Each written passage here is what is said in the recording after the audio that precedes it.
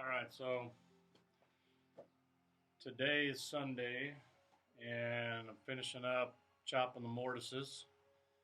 I've got 2 legs done that I finished up last night, and I got one more left to do over there on the bench. I just wanted to show you this, how I finish it off. The Paul Sellers and Wrangler Star benches both incorporate what's called a haunched tenon, and what that means basically is it's got a little cutoff where you have full engagement with the tenon into the mortise in a little tiny section right here. So I've laid it out, and it's really easy to cut this. What you're basically doing is taking the whole length of the of the stretcher, the cross member, but you only chop. I use the width of 1 inch, the width of my combination square scale rule, and that's where I marked it, and then I chopped everything else straight through. So you'll see another little section just like this on the other side. It doesn't go all the way through. We'll cut the tenon, and then we'll chop basically this whole little section out, except for this one little section right here, which I'm going to cut out right now. So this is easy. You get it lined up with your mortise hole, and I already have my line, and I'm going down one 3/4 of an inch, I think. Yeah, 3/4, and I just laid it out with my chisel. So this is 3/4 deep, and obviously 3/4 wide. These mortises are 3/4 of an inch. So let's go ahead and cut this out. And you don't have to go dead to your to a line that you may have marked. I just use it as a reference mark. It's going to go with the side of your mortise. Just make sure you're straight up and down.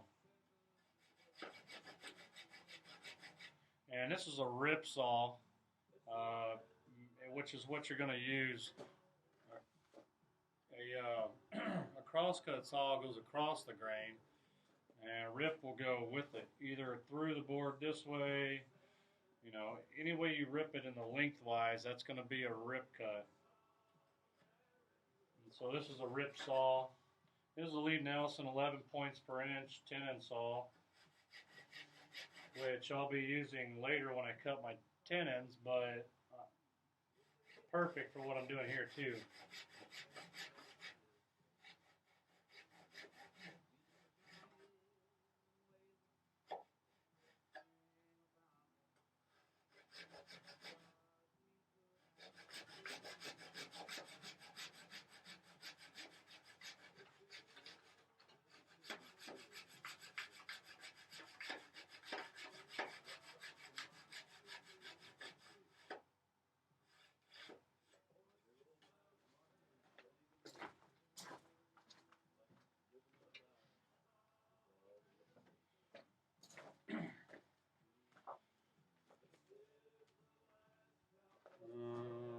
Should have misplaced my mallet.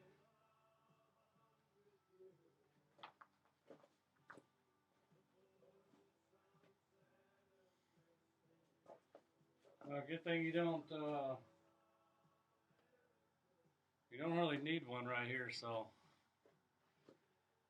I guess we'll find out. You just place it directly onto your line, and just give it a pop.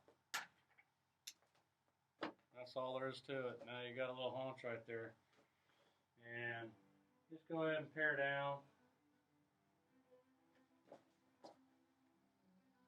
Just till it's straight, because your grain might be a little off. And as long as your tenon fit or your the chisel fits in there, then you know you're 3/4. The other two legs I had to pare a little bit, and I still have to pare a little bit.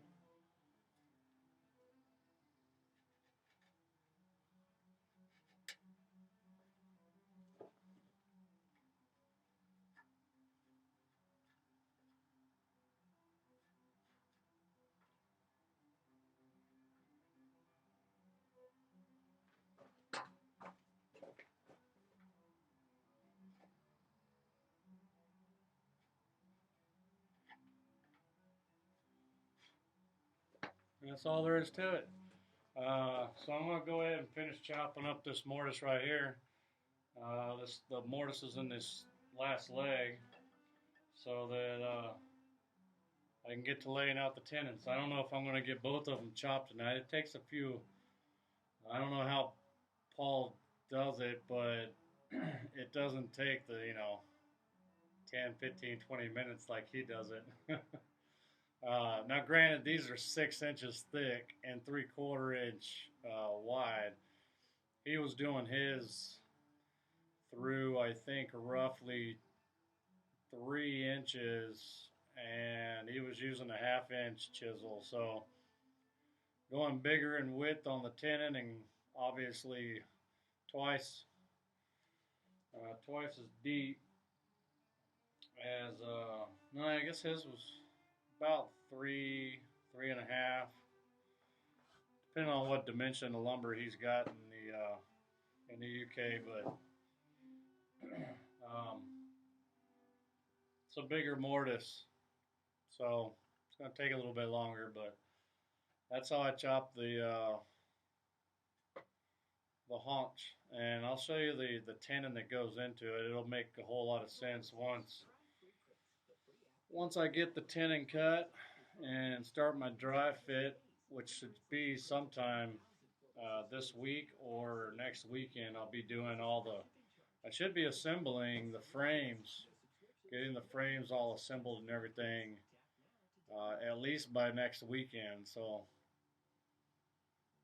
got tops done, frames done by next weekend, and